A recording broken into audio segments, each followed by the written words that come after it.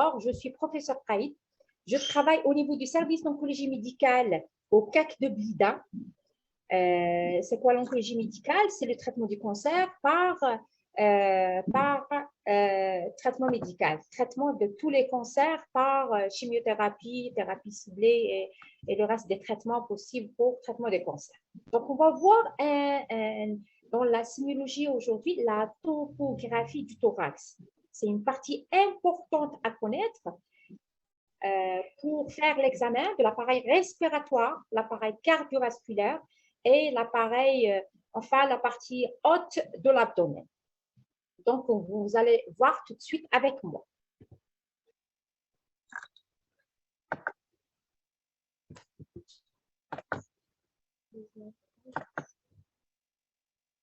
Donc, la topographie du thorax, on va voir, il faut savoir que la cage thoracique est constituée d'une charpente osseuse sur laquelle viennent s'insérer les muscles. Donc, on a les côtes, on va voir tout de suite le sternum, la cage, les vertèbres en partie postérieure.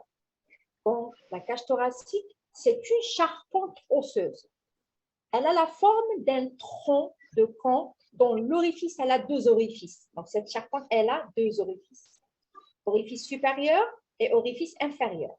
L'orifice inférieur est fermé par le diaphragme qui sépare les organes de l'appareil haute thoracique ou des organes de l'appareil basse abdominal.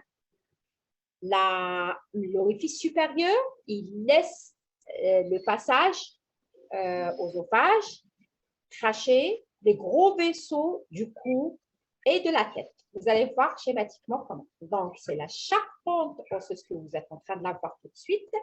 Elle est limitée dans sa partie antérieure par le sternum. Dans la partie postérieure, c'est les vertèbres. Dans les limites latéraux, on a les côtes.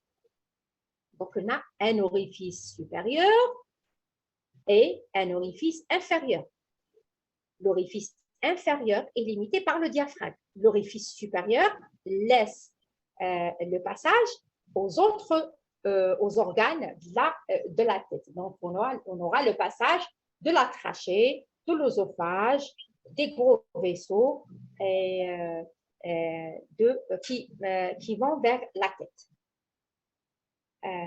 La partie antérieure, là, c'est le sternum. Donc, le sternum, il faut savoir qu'il est divisé en trois parties. La partie supérieure, c'est le manubrium sternal. Ici, on a le corps sternal. La partie inférieure, c'est l'appendice xiphoïde. Donc, la limite supérieure du manubrium sternal, appelée la fourchette sternale. Donc, si on va faire l'examen clinique, ici, on va rechercher une anomalie au niveau de la fourchette, ici appelée fourchette sternale. De part et d'autre du sternum, on a les clavicules. Donc, si on fait l'examen, on cherche sur les clavicules une anomalie ou sur les creux susclaviculaires. Ici, c'est les creux susclaviculaires, à droite et à gauche. Par contre, sur le sternum, on parle de la fourchette sternale. Ici, c'est la fourchette sternale.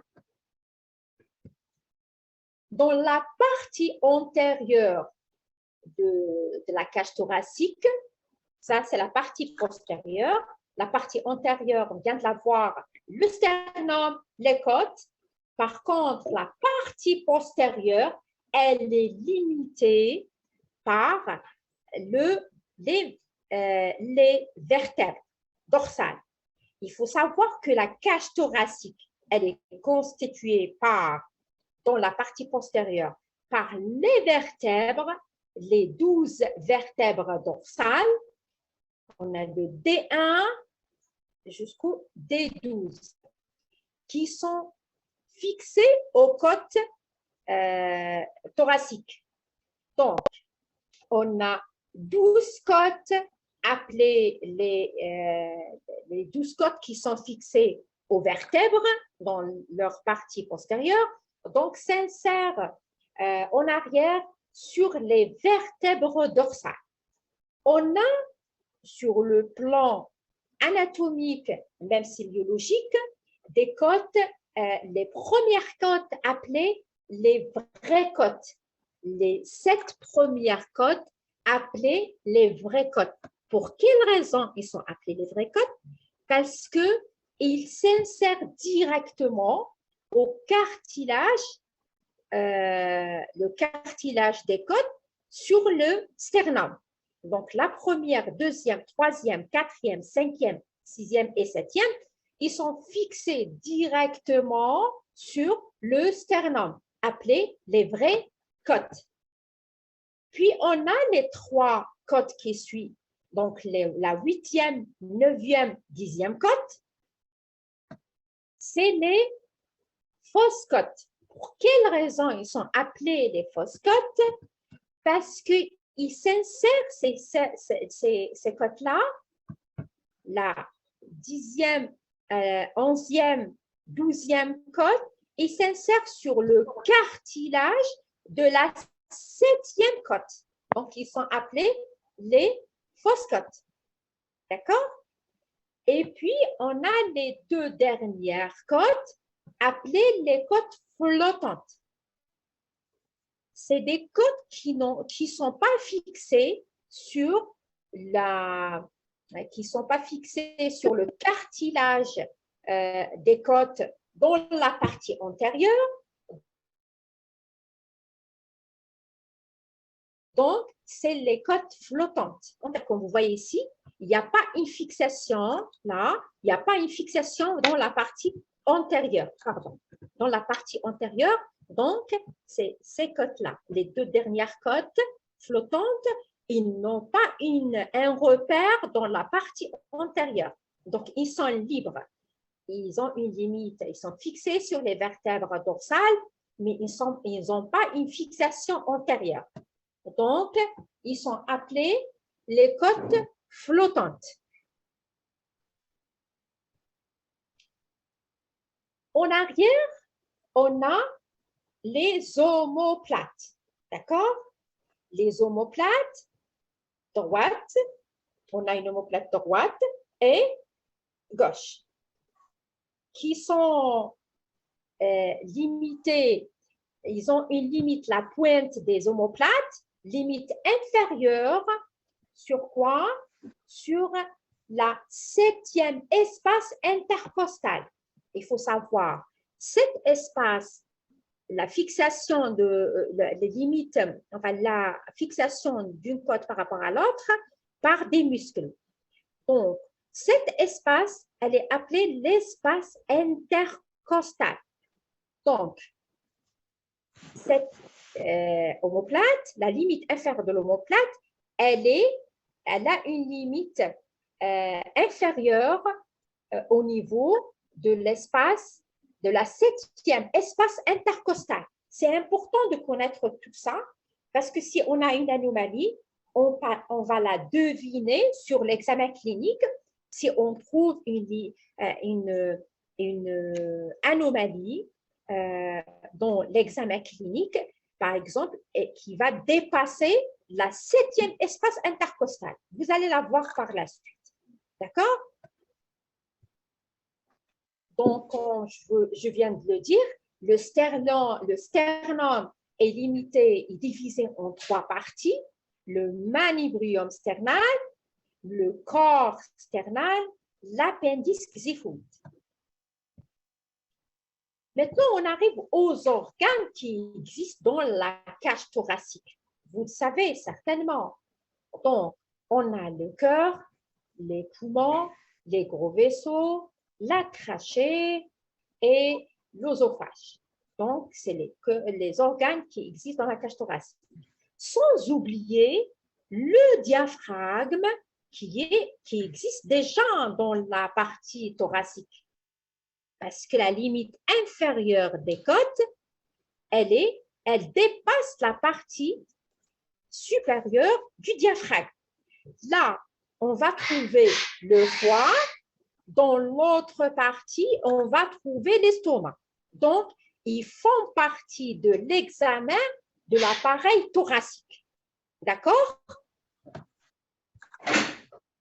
Maintenant, sur le plan sémiologique.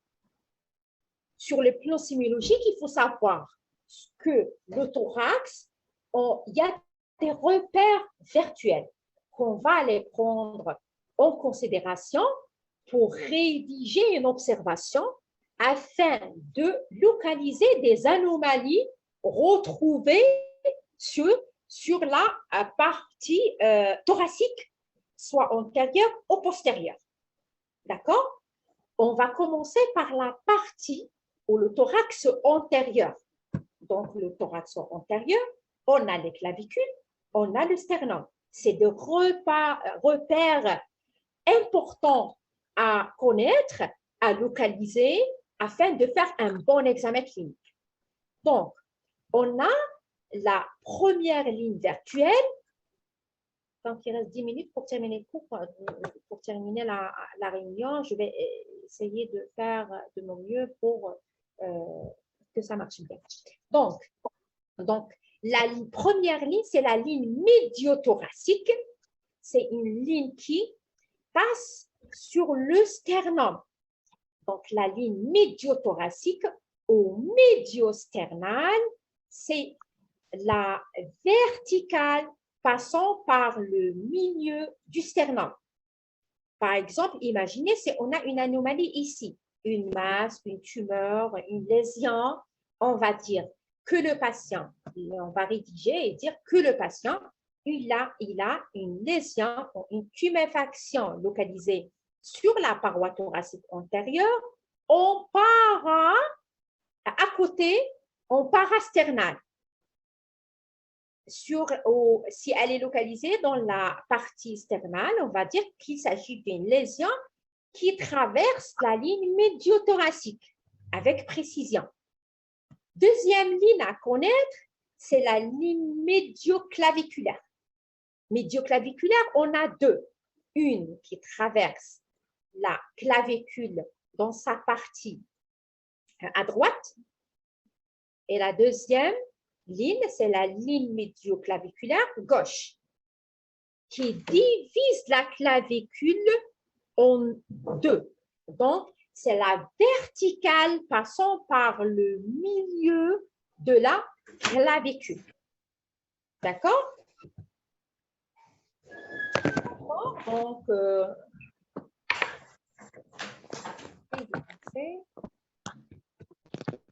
Donc, en latéral, il y a d'autres lignes à connaître, il faut les connaître. Donc, on a la ligne axillaire antérieure, la ligne axillaire moyenne et la ligne axillaire postérieure. La ligne axillaire antérieure, c'est une ligne verticale passant par le pli antérieur du creux axillaire. Là, c'est creux axillaire. La ligne qui traverse l'axillaire, c'est la ligne antérieure, axillaire antérieure. Celle qui passe au milieu, c'est la ligne axillaire moyenne. Au postérieur par rapport au pli du creux axillaire, en postérieur, c'est la ligne axillaire postérieure. Dans la partie postérieure, sur l'examen clinique du thorax, on a la ligne vertébrale. C'est très facile à connaître. Donc, la ligne vertébrale, c'est une ligne qui traverse les vertèbres. Donc, c'est la verticale passant par les apophyses épineuses dorsales. La deuxième ligne retrouvée dans la partie postérieure, c'est la ligne scapulaire. C'est quoi la ligne scapulaire? 2 secondes.